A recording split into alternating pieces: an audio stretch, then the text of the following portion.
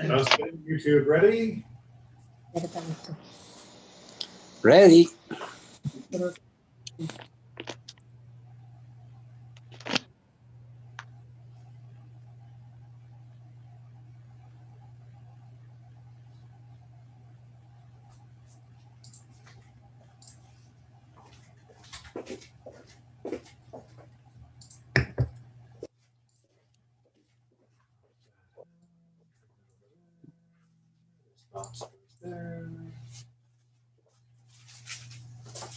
All the little fiddly pieces that make current study a little bit more convenient. Fiddly, but convenient. And definitely safer. But hopefully we'll be getting past that soon enough as more people continue the vaccine drive and we get closer and closer to at least bringing this to something like a conclusion.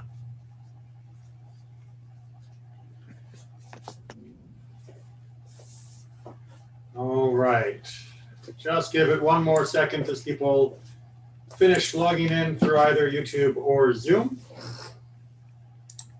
And then we'll be able to begin.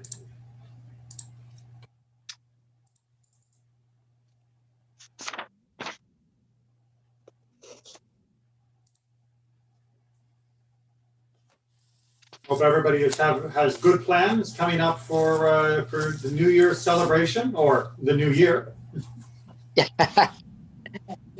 Yes.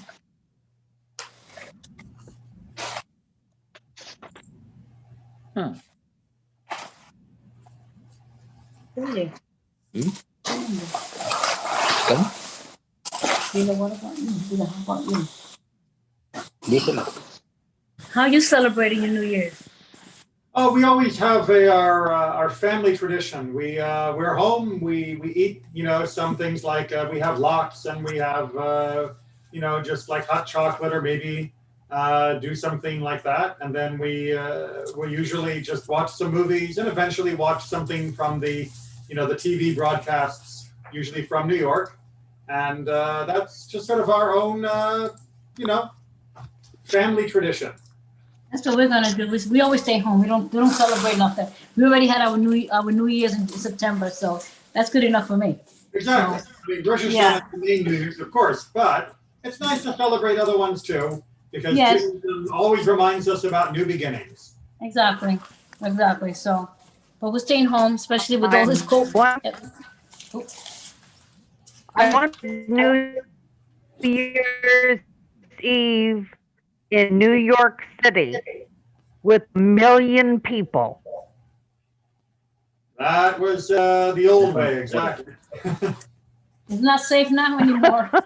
I don't think it's going to work like that this year, but No, I don't think so. Maybe by next year. Hopefully, yes. Hopefully, maybe. Well, we never participated in any of that anyway. When we were in New York, we never participated in any of that. Because we weren't careful with crowds. I'm sorry.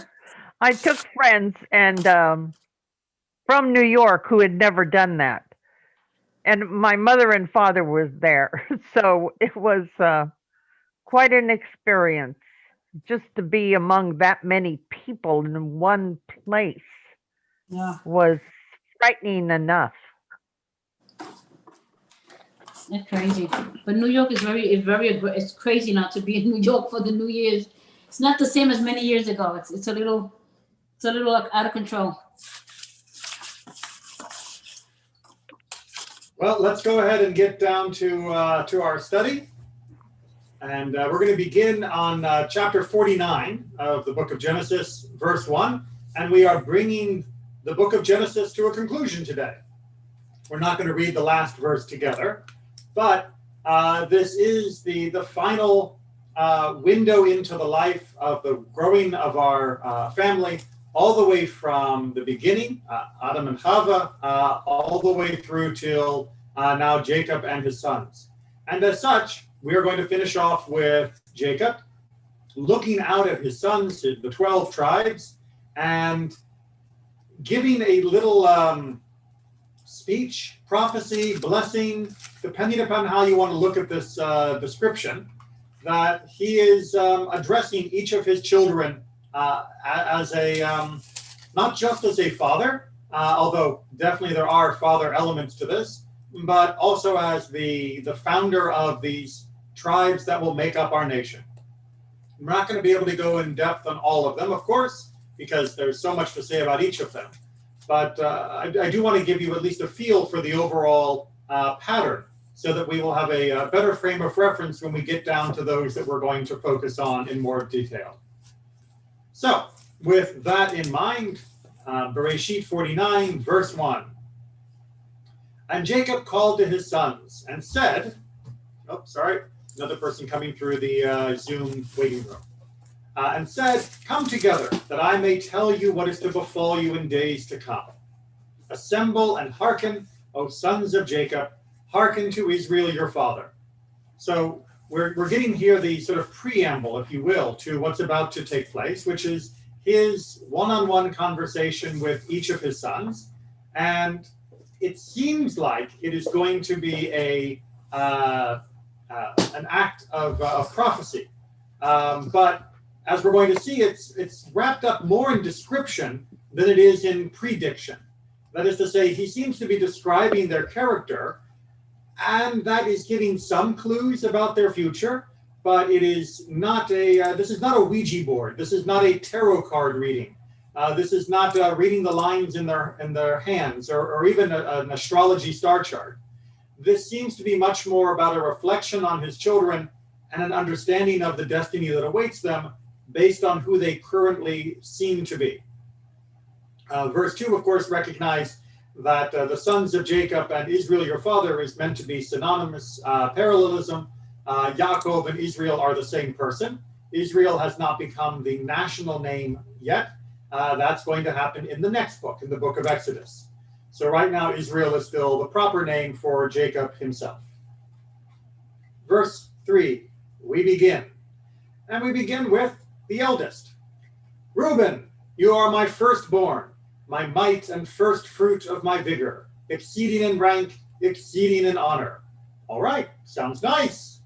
Unstable as water, you shall excel no longer. Not so good. For when you mounted your father's bed, you brought disgrace. My couch, he mounted. So we move from the initial description of Reuben as somebody who is strong and represents the earliest blossoming of Jacob's strength, being Jacob's firstborn. And then we move into verse 4 of understanding that despite all of his power, Reuben has been unreliable. The focus here is on the mounting of his father's bed, which is the euphemism that's used for the moving of the couch of his father. Different discussions on exactly what was involved in that moving, but it was centered around when his mother died, when Leah died, that his father seemed to go to the concubine of Rachel as next best, and when Rachel died, it seemed that his father went to her concubine as next best rather than to Leah, who was Reuben's mother. And that's a problem. Reuben was defending his mother's dignity and honor, that she should not be treated as second tier, and that is a problem. There are those who say he did more, but that's a whole nother conversation. But what seems to be stated here by this idea of that he is unstable as waters, that although he has power like the water, sometimes for good, sometimes for bad, it is something that cannot be depended upon reliably. And despite the fact that he has this rank, that he has this honor, that he is the firstborn, he is not living up to that job. And as such, we are moving on to the next kids, and moving on to them as in the order that they were born. Verse 5. Shimon and Levi are a pair. Their weapons are tools of lawlessness. Okay, this does not sound great either. Now, we can back up a little bit here and get a little bit of a more positive spin on the first half of the verse, at least, because, Shimon v'Levi achim literally means Shimon and Levi are brothers. Now, the JPS translation is rendering brothers as pair, as we'll see in the commentary, did we not know they were brothers? Why are you actually calling them brothers? That's obvious. But we'll see that calling them brothers may indeed have a more important significance than we might know. But the idea that their weapons, their tools are that of lawlessness is something that we will be examining in much more detail. So I'll sort of leave it there for the moment. And then continues in verse 6 to talk to them. Let not my person, nafshi, my soul, my person, be included in their council. Let not my being be counted in their assembly. For when angry they slay men, and when pleased they maim oxen. Again, this verse is something that we're going to take apart in much more detail through our commentary. So I'm going to save its explanation for when we look at the different views of our historical commentaries. But he continues as well with these two. Cursed be their anger so fierce and their wrath so relentless. I will divide them in Jacob, scatter them in Israel. I don't have a chance in our commentary to go into too much detail of what happens to them and what he means by this last half, but the idea of them being divided in Jacob, scattered them in Israel, seems to be indicating the idea that the Levites are not given any land apportionment at all. Instead, they are given special cities that are scattered throughout the territories of the tribes. And Shimon as well, although by many accounts is given a portion of land that is in the south, it seems to be a portion that is completely surrounded by Judah, almost as though they were being fenced in. And in any event, they quickly seem to lose any separate identity, and Shimon becomes more of a landless tribe within the nation of Israel. And then we're continuing our order of birth, and we get in verse 8, You, O Judah, your brothers shall praise. Your hand shall be on the nape of your foes. Your father's sons shall bow low to you. Judah is a lion's whelp. On prey, my son, you have grown. He crouches, lies down like a lion, like the king of beasts. Who dare rouse him? The scepter shall not depart from Judah, nor the ruler's staff from between his feet. So the tribute shall come to him, and the homage of people be his. He tethers his ass to a vine. His ass is full to a choice vine. He washes his garment in wine, his robe in blood of grapes. His eyes are darker than wine. His teeth are whiter than milk. All right, so here we get what seems to be unmitigated praise. Not only that he is going to be successful and prosperous, but we even get an interesting inversion that Judah is going to be the one to whom the brothers will bow low. You may remember that it was the dream of Joseph that the brothers would bow to him, at least that's how they interpreted it, and that seemed to set up all the rivalry and problems. And yet here we see that the actual person who will be the long-term leader of the people of Israel, the children of Jacob, is going to be Judah. And indeed, eventually the kingship does rest in Judah, specifically through David and David's descendants. And it goes on to describe the leadership and the might that Judah is going to have throughout his entirety of his tribe. And indeed, Judah has remained to be the most powerful tribe in the image of Israel, because after all, we are called Jews for a reason. And it is because that term Jew is taken from Judea, which was the name of the area that our people lived in when the term Jew was being coined. And Jew is derived from Judah's name. Judah has become synonymous with being Jewish. So indeed, this prediction based upon the strength that Judah has shown has indeed come true 2,000 years plus later. If you want to know more about why Judah was so strong and what he did that was so amazing, I can point you to the sermons I've given over the last few weeks, also found on my YouTube channel, where I talk about Judah's character in more detail. But he was somebody that showed remarkable transformation, and is generally why he is considered to be the natural leader after having gone through all of the other washouts of Reuben, Shimon, and Levi. Questions or comments on these gentlemen?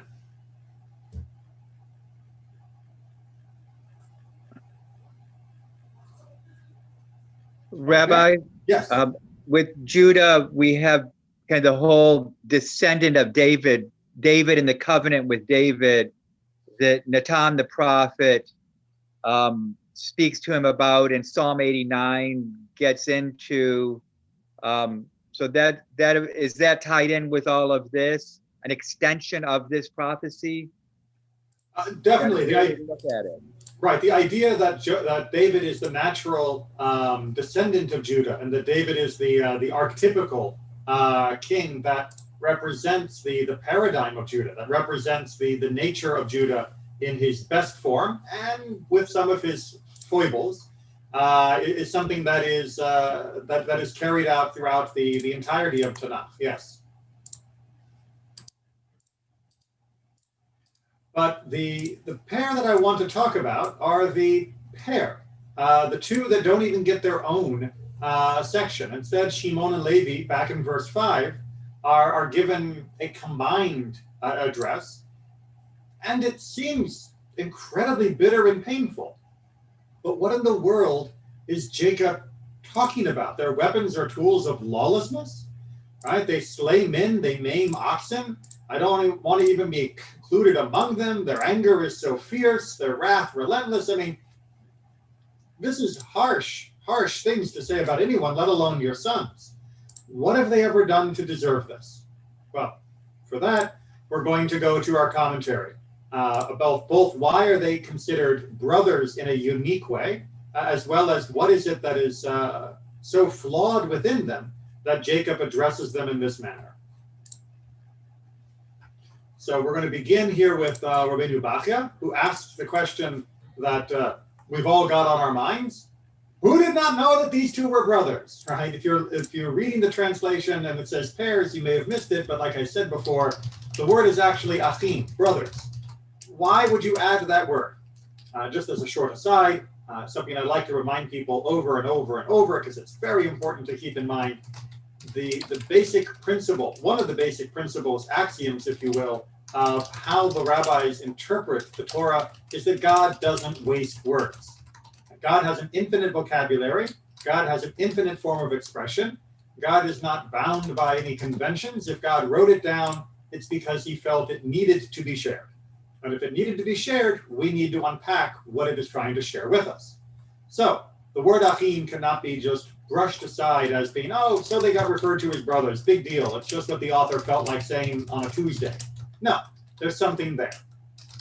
Okay, so according to the plain meaning of the verse, right, if we want to read this on a superficial level, Yaakov wanted to state that when these two brothers attacked the people of Shechem, they were both of one mind, that only violence was the solution to the problem of releasing Dinah.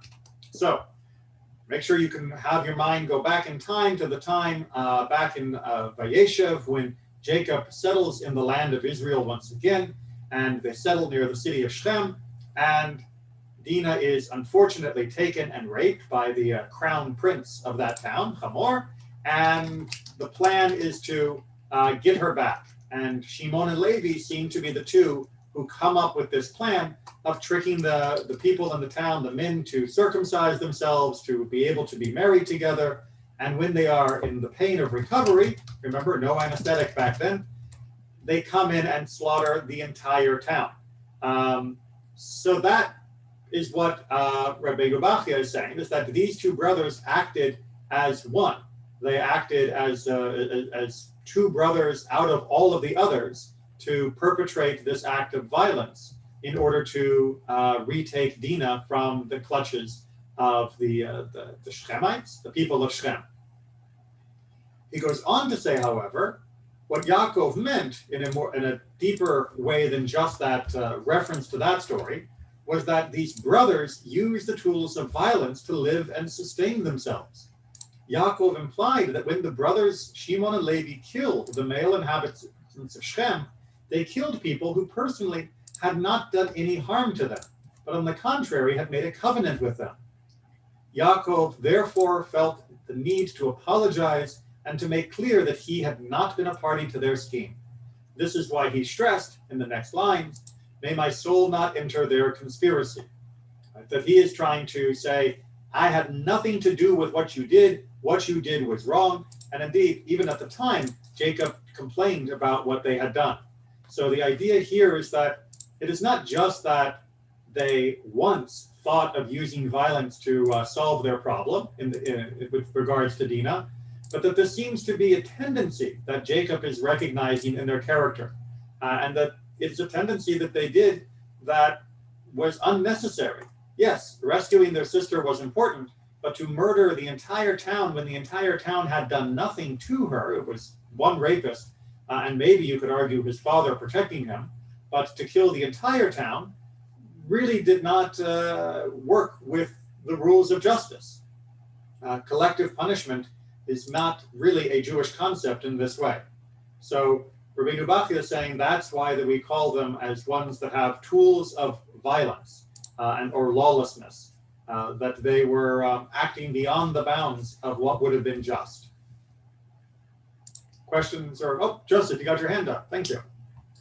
Yeah, I have heard in the past that that's just because of this event that the Torah made an effort to present the concept of an eye for an eye and a tooth for a tooth, in which a person does a damage or a perpetrator, that person is the one that should be punished, measured to the sin that they commit, instead of being the whole family being rated out and punished for the sin of just one individual.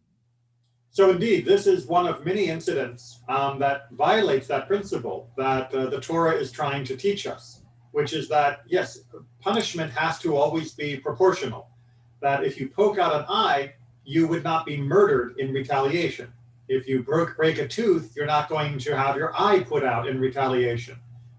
It doesn't mean literally, of course. As we've talked about on many other occasions, the eye for an eye was not talking specifically about poking out eyes, but instead was talking about an eye's worth of punishment for an eye's worth of damages. And unfortunately, in our era, well, in part because of Christianity, is that they see that this is a very inhumane law. But really, for the period that it was created in the Middle East, it was very humane, because in that era, in the ancient Near East, that's what they did. It's not just a question of whether or not it appears inhumane now. It is humane then, it remains humane. The language of it may be an idiom that unfortunately confuses many modern readers who think that it was meant in some literal construct, which the Torah itself, by its own use of the idiom later on, makes very clear was not meant to be carried out literally eye for eye with any violence to the perpetrator. But the basic principle of proportional justice is something that unfortunately still eludes many people. There are many people, even to this day, who, when they are angered or upset about an injustice in the world, will retaliate with violence against numerous people, entire communities perhaps, that have nothing to do with the original violence that they are upset about.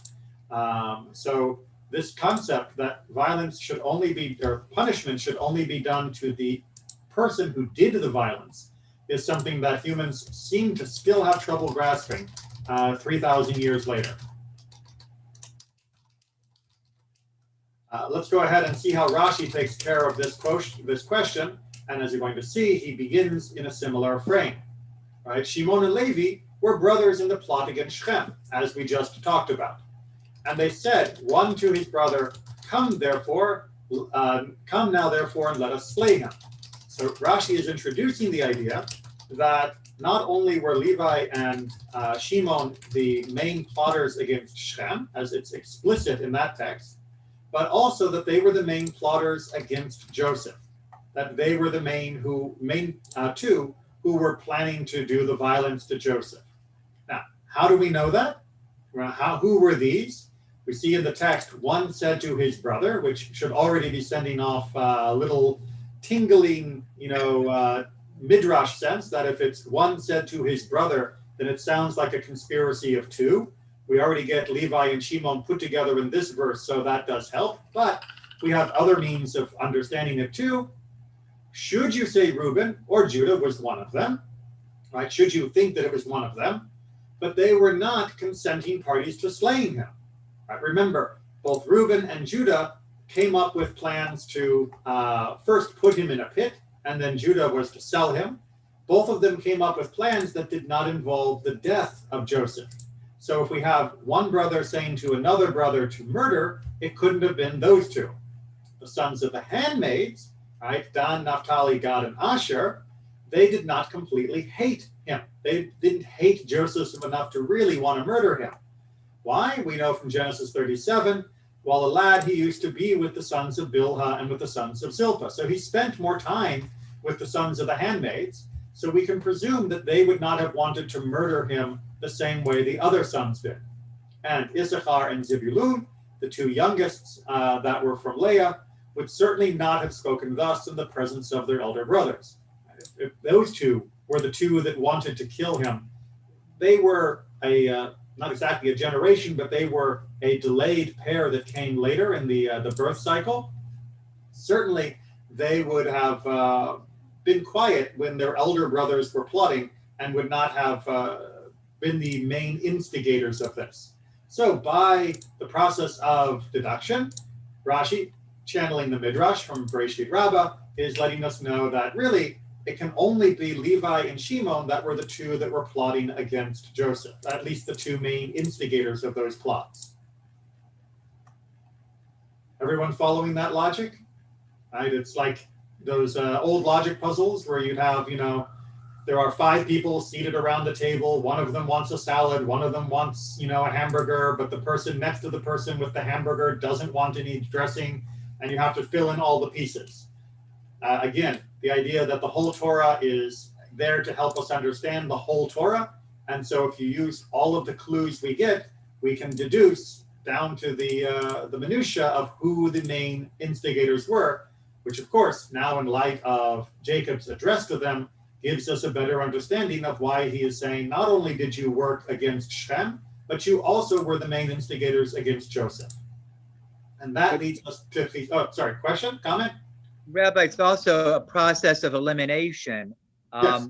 because when Joseph went out and encountered the sons of Leah, Reuben speaks up to mitigate it, Judah speaks up to eliminate it, which leaves by process of elimination Shimon and Levi. As the older of the remaining brothers, exactly. As the remainder of one saying to the other, let us slay him. And it's also not a coincidence in the minds of those who are reading it this way that it was Shimon that Joseph decided to imprison down in Egypt and wait to see whether they would bring the younger brother back. Picking Shimon seemingly at random makes a lot more sense when we realize that he was one of the two main instigators. And that idea of those two working together against Shem, against Joseph, that they seem to be feeling that violence is the solution to multiple problems, that is what leads us to Chizkuni's comment, right? That their weapons are lawlessness, right? Their close relationship is a dangerous weapon.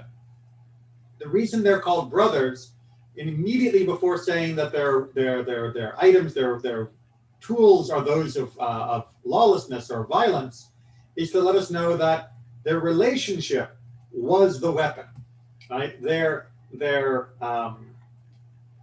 similarity of attitude, their similarity of constitution, their similarity of psychology, their ability to reinforce each other's tendency to use violence to solve a problem became a feedback loop where they would build off of each other until it became an actual weaponized form of behavior.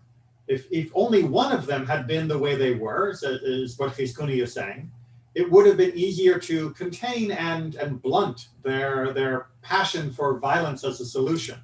But because they both were there to feed off each other and to reinforce that tendency, then that relationship of their brotherhood in that tendency became a much more dangerous problem for the family.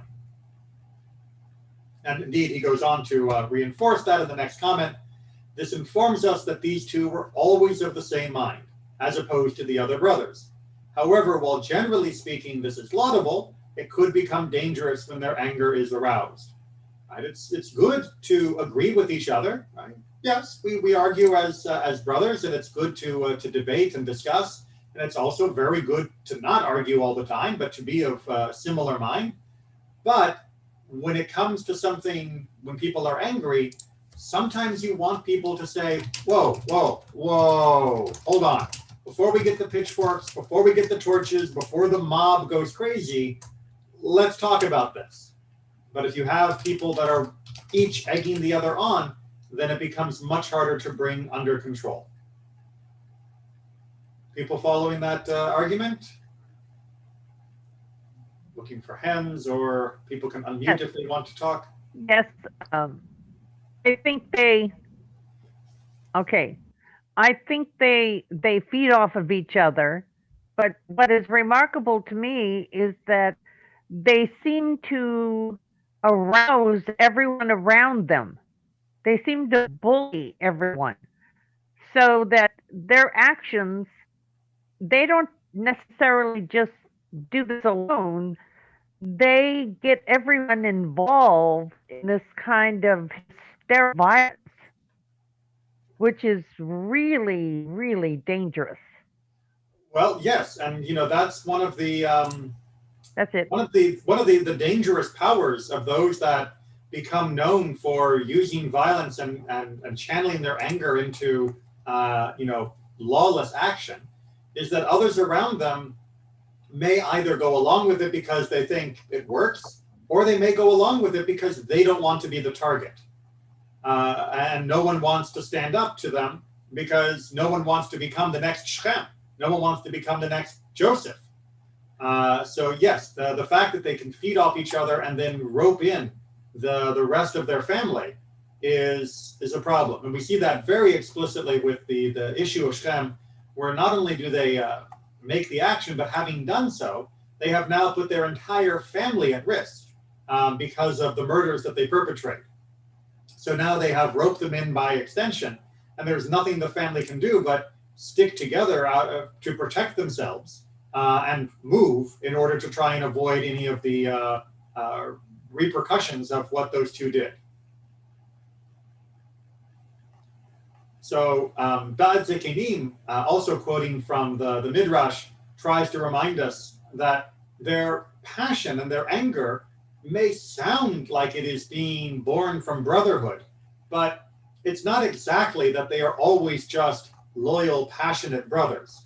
Yaakov implied that whereas they had displayed their being brothers when avenging the rape of innocent Dinah, their sister, they had failed to do so in their treatment of Joseph, their brother. So calling them brothers is being said here, he's pointing out, almost with a bit of sardonic expression, that you were brothers when it suited your purpose to be violent against Shem in defense of Dinah, but you were not brothers to Joseph when you chose to be violent against him.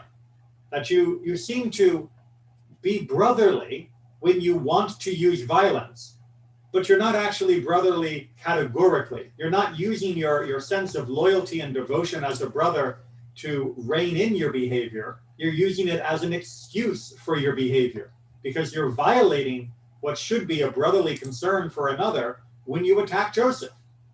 So it's not just we're brotherly and that's why we're so passionate. It's, no, you're being brotherly when it suits your purpose, and you're not being brotherly when it suits your purpose. Nice point. I like it. Yeah, the Midrash hits the hypocrisy very, very clearly. That this is not just them being passionately loyal brothers. If it were, it would be a little bit more understandable and, dare I say, excusable, as we'll talk about a little bit later on. Not that their behavior becomes a template for us, God forbid, but at least we could understand their personality better in a way that wasn't quite so flawed. But it really does seem that they are just using violence to solve their problems and using the excuse of brotherhood when it is usable for them. And indeed, this idea of violence, of this Hamas, this clay Hamas, these instruments of violence, is where Rashi is going to take us next.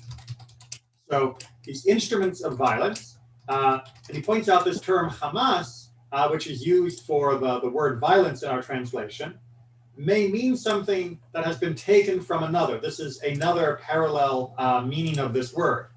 And therefore, this business of murdering is Hamas, meaning not rightly theirs. Yes, it is violent, but another synonym in it could also be it is stolen. It is part of the blessing conferred upon Esau. It is his business to be violent, and you have taken it from him.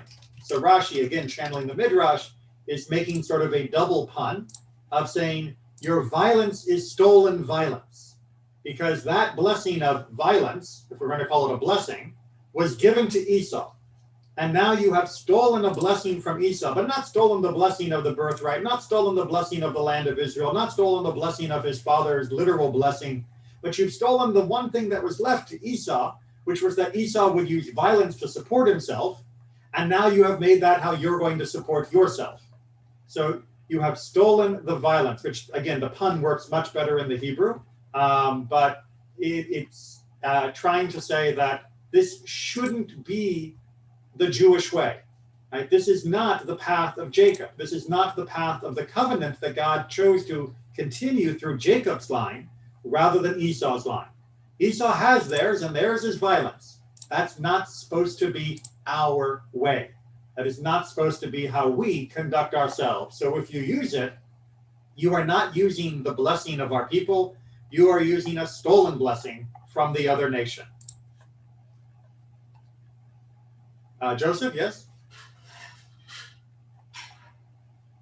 You have your hand up, Joseph? Rabbi, yes. It's interesting that we're talking about the violence in a negative light. However, I'm going to throw also that it could have been used in a positive light. And actually, in my opinion, this is what redeemed the Levites, because under the incident of the golden calf, they used their violence to cleanse Israel, and that's how they were raised and honored to be the priestly line for Israel. So that's actually something we're going to get into on the next page, which is the question of, well, isn't some amount of violence necessary? I mean, you can't have an entire nation of people that aren't able to use violence when suitable. So what are we trying to say here? And that's something we're going to go into much more detail. But indeed, many commentators say that the Levites, in particular, had their violent tendencies channeled into the defense of the Mishkan, the tabernacle, and then later the temple, to give them a healthy outlet for their violent ways. And then also we can go back to our earlier understanding of the dispersal of the Levites and the Shemonites, that they were scattered throughout the land precisely so they couldn't feed off of each other and reinforce their violence outside of someone else. That is to say, someone else holding their leash. But that's a comment. That's some commentary we're going to look at a little bit more in just a minute. But first, I want to just take a bit more to understand what this idea is about the violence against Shem, and this time from Radak. Their swords have become instruments of violence. Yaakov considered the slaying of the male population of Shem as having been illegal. He did not consider the men of the city responsible for the sin of rape committed by their crown prince, Shem. Seeing that their act was illegal, they endangered their whole family, including their father, as they could not count on God's protection against the avengers of Shem when the wrong they had committed themselves had brought that attack upon them. The fact that in the event God did protect them was not thanks to these two brothers. So basically, Jacob is trying to reinforce the distance between himself and their acts.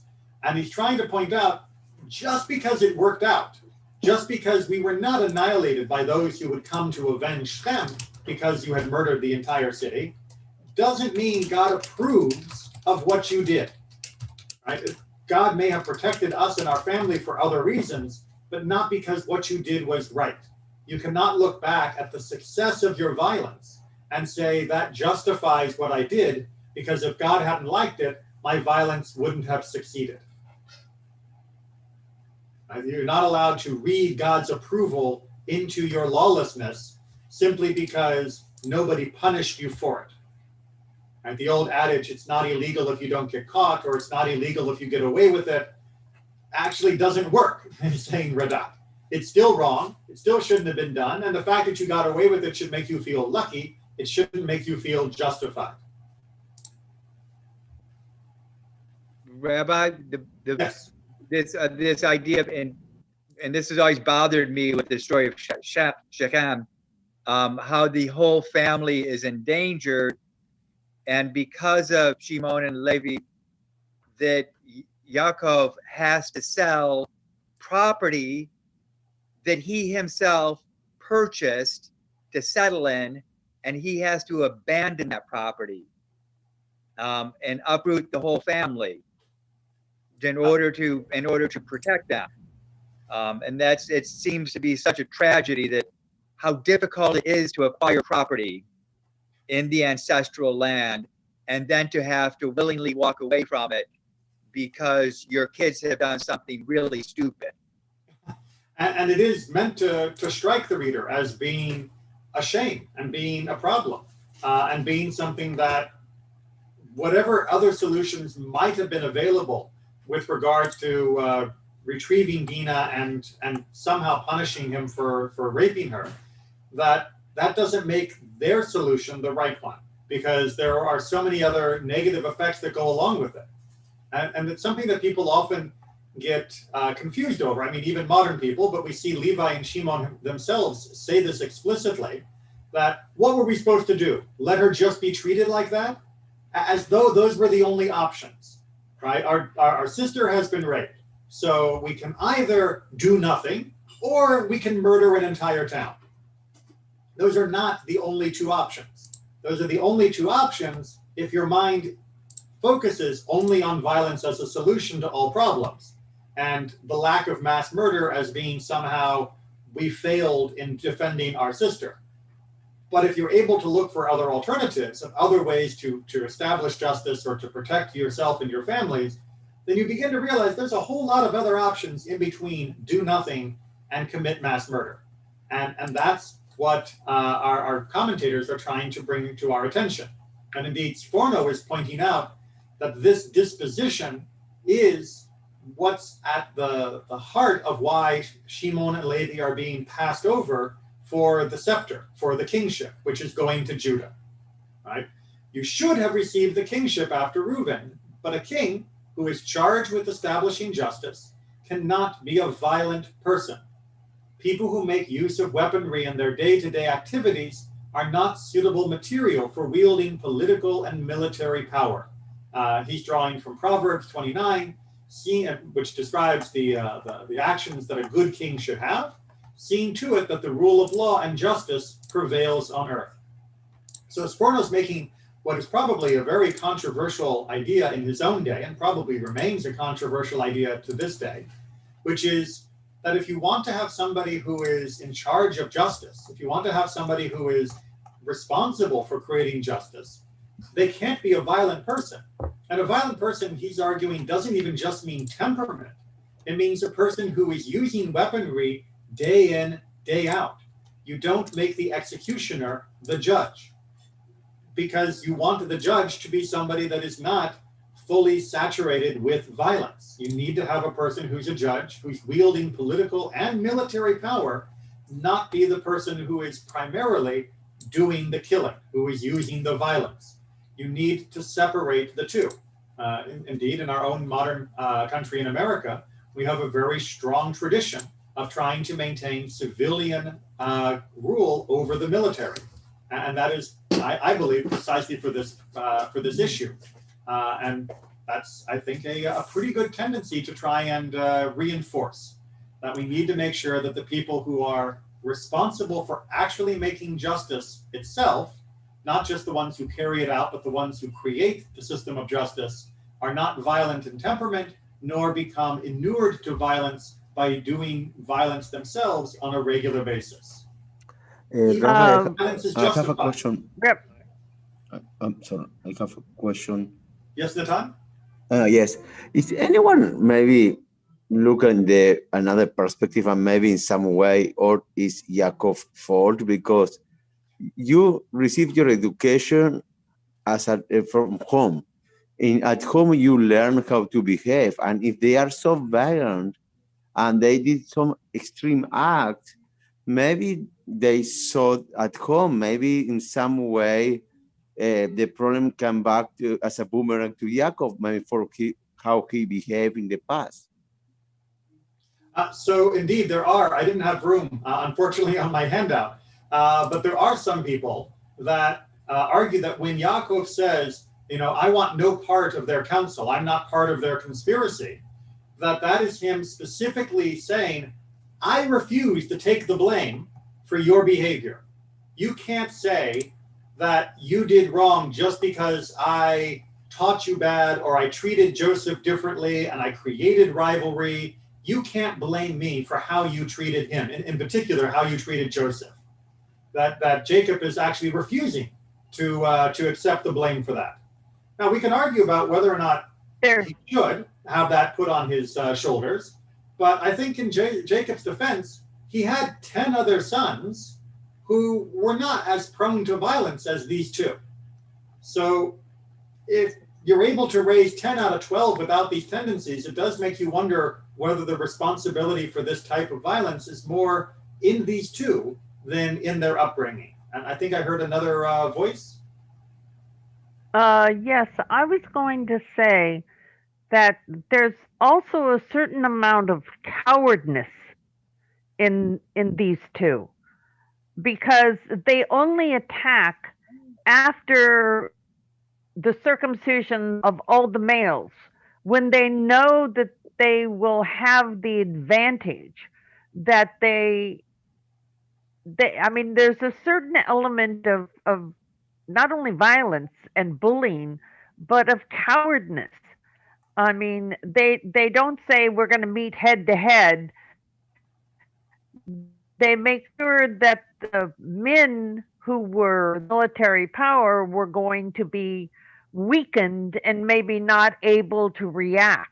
And they leave a lot to be desired. Yeah, they definitely seem to have a tendency for making sure it's not a fair fight, right? They gang up on the recovering people of Shem. They gang up on Joseph. They're not exactly fighting fair. That is absolutely right. Rabbi, there just one last, the very end of verse 6, which kind of fills out this picture of their character. In their self-will, or when it pleases them, they hurt animals. This says something about their Yetzer Hara. This is, it's beyond just about their anger. This has something to do with their own self-control. And I don't know if that has anything to do with their upbringing and more of their nature. Hold on to that thought about their maiming oxen. We're going to get to that in just the next commentary. But indeed, on a Peshat level, on the surface level, it does seem that their violence isn't always about retaliation or anger. That it does seem that they're okay hurting animals just for sport, which does not seem to be a value that is at all approved of by Jacob or the Torah. Joseph, I see your hand up.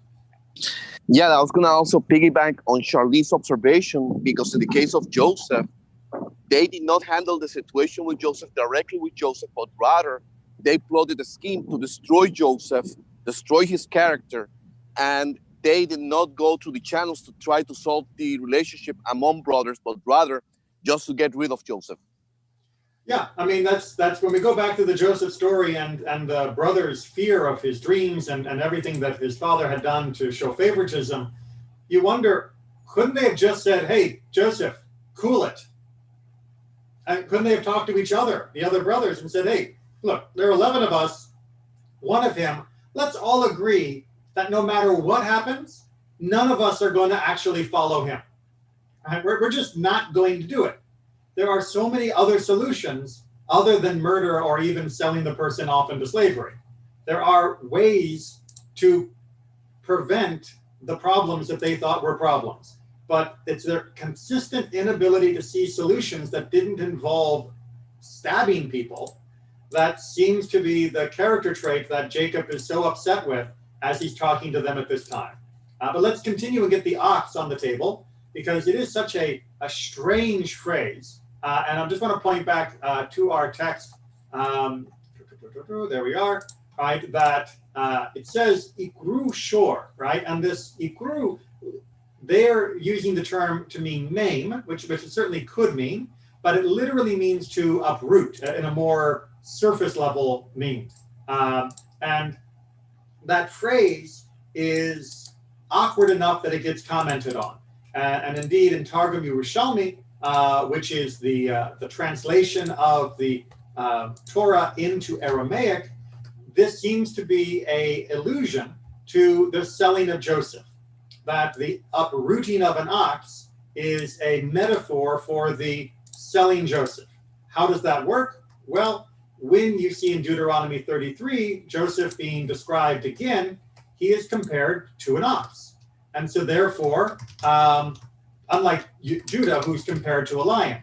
So therefore, you have the ox Joseph being uprooted, being sent away.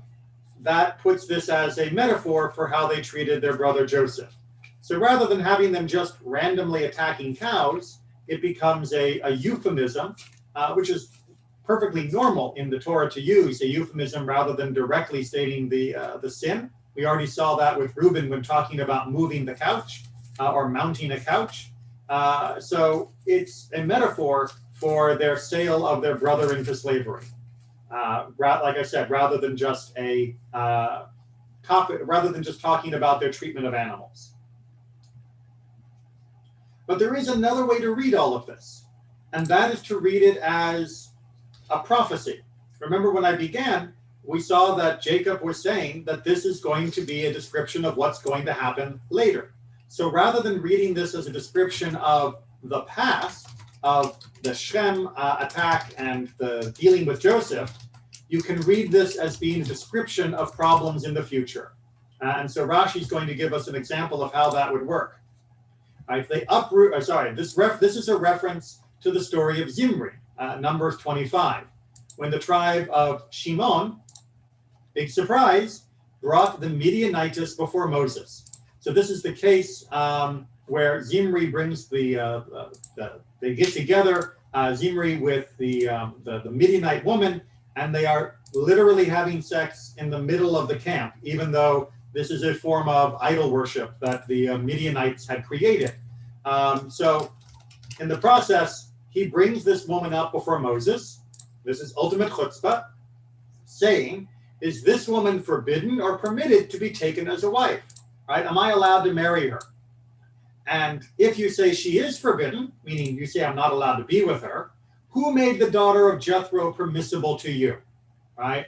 Sort of boom, mic drop. Hey, you got married to a non-Jewish girl. I can go have sex with a non-Jewish girl too. What are you going to do about it? And to go on for the proof that this is the connection to the future event rather than the past, in that passage, it says, Zimri, the son of Zalu, a prince of a father's house among the Shimonites, but doesn't say a son of Jacob. So rather than adding in the Shimonites, Shimon, the son of Jacob, it sort of stops at Simeon to basically say, we're not including Jacob in their group, because remember, that was precisely what Jacob said back in our verse in the Torah when he was talking to these two, I don't want to be included in your group. And sure enough, when this is happening, it is Shimon, and Jacob is not included in the lineage that's being described for this person. So Rashi from the Midrash is saying this says that what's happening is actually a future prediction rather than a past. But at the very least, we again see that Shimon is living up to his willingness to do whatever he feels like as a tribe. And that, of course, leads to horrible repercussions, again, for everyone else.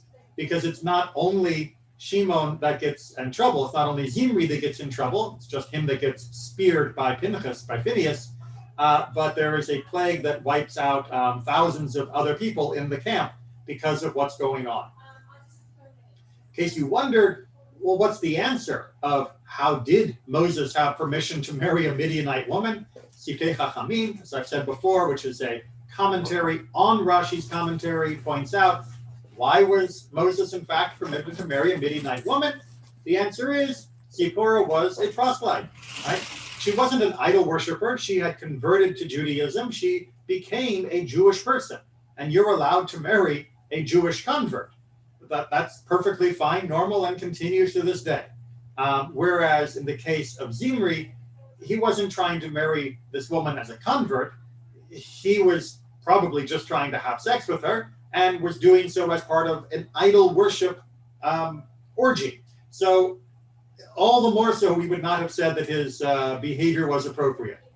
But in case you don't see the distinction still between what that woman was doing and what Zipporah was doing, we can also answer, Moses married her before the Torah was given, right? The Torah forbids us to marry the idol worshiping people, but technically Moses existed and got married before the Torah was given at Sinai. So we wouldn't necessarily think that he would have been bound by its laws. Two very good reasons of why Zimri had no business of flaunting Zipporah as somehow an excuse for him to do what he wanted to do. And just to wrap up the concept of what else were they doing here, right? Their assembly, the idea of I don't want to be in their assembly, this as a future reference to when the tribe, or so when Korah, which is from the tribe of Levi, assembled the entire congregation against Moses and Aaron. So again, we see here that the future act of Shimon was the act of licentiousness from Zimri, and that the future act of Levi was the rebellion of Korah, which came out of the Levites. So rather than reading it into the past, we're reading these in the future, and it works really in both ways. Questions or comments before we get to sort of a broader analysis of their personality traits and what we make of this?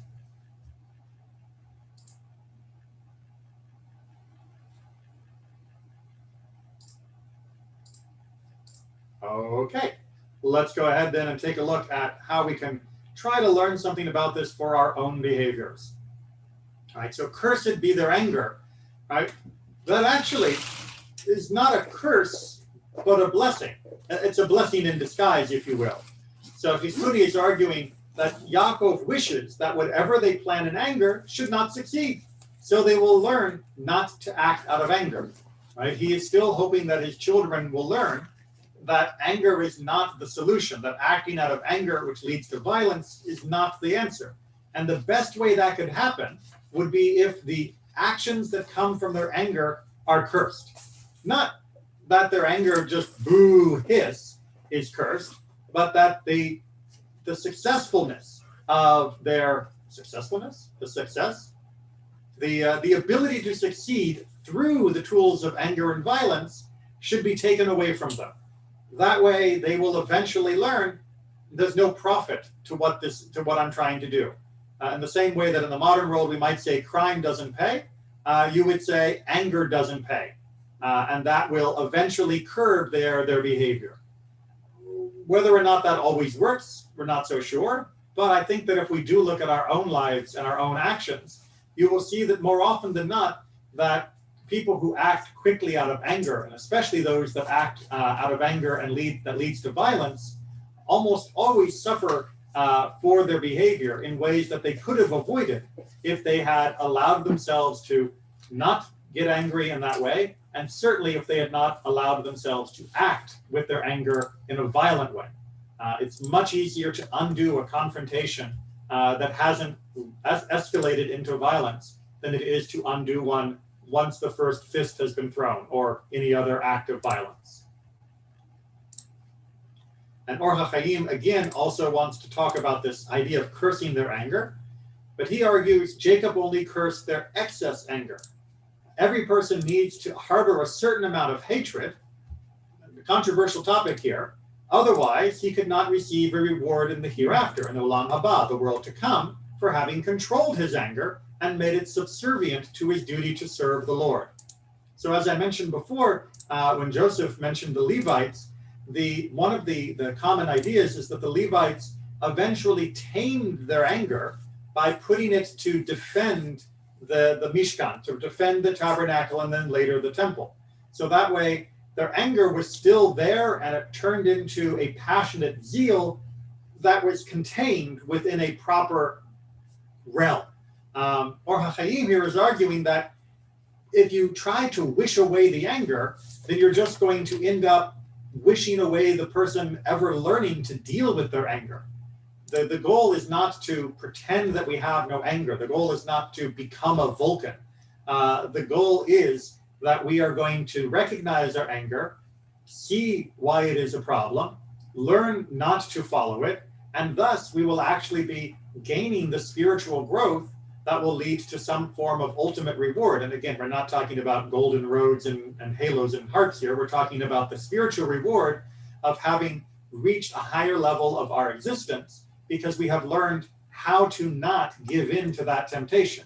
But if a person never had anger, they would never understand what anger's true damage was and how to avoid it, and thus how to grow as a person, not only in that aspect, but in the broader skills and understanding of the depth of the world that comes with putting anger in its proper place. And Or HaChaim, again, tries to give us a larger psychological view for all of this to hopefully contextualize it. And Jacob meant that these brothers, shared an excess of fire. And fire is what anger is rooted in. Again, this is a bit of sort of the psychology of the Middle Ages.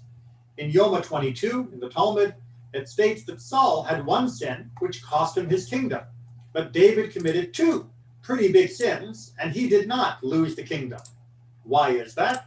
Well, Saul was even-tempered by nature, but David was impetuous, right? David was more fiery, at least according to the Talmud's reading at that point. God judges people with allowances for their natural tendencies. Although someone with more fire will be enthusiastic in his service of God, this enthusiasm does not lead to sin, right? An even temper usually acts as a barrier against the evil urges. So what he is trying to say here is that God does understand if people have problems reining in their anger. And God is willing to provide a bit of a cushion on that. And God also understands that some people are more even-tempered. But that means that if you are going to behave badly when you normally are even-tempered, you will actually be held more accountable because you already had a built-in safeguard which you exceeded in order to commit the transgression. In this case, he's arguing that is with Saul's position, that Saul was less likely to transgress than David, therefore his single major transgression was worthy of having the kingship taken away from him.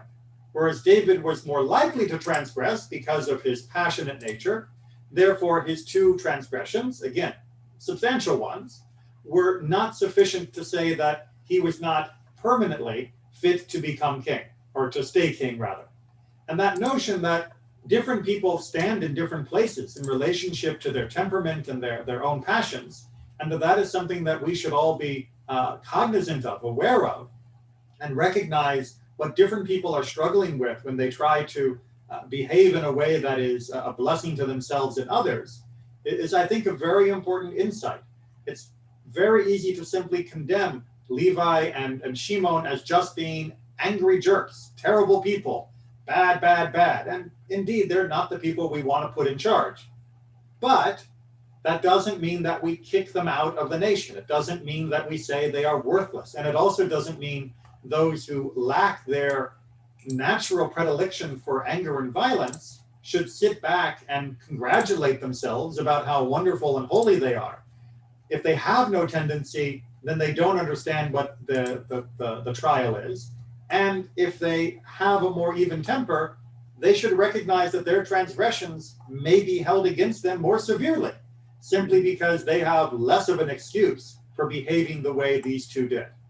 So taken all together, these comments are not here to condemn or bless one or the other, but to try and give us guidance on how we live and how we understand the struggles that each of us are making, so that we will be more patient with each other and hopefully recognize that that anger is not going to be the solution.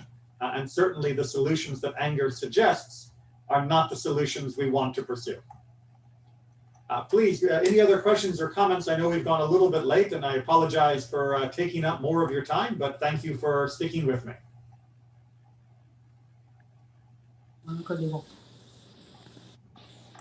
Rabbi, I was just going to say, you may not want them in charge, but you sure want them on your side if there's a big fight.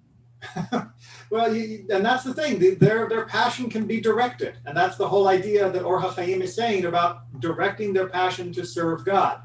If a person can learn to take and be passionate and even be violent when it is justice, then that is something that can be a blessing. But they will have to work hard to make sure that someone else is making that call, that they're not the ones who are deciding when to push the button to drop the bomb, because they know that they're not the best mind for making that decision. But they may be the best person to actually, carry out the mission.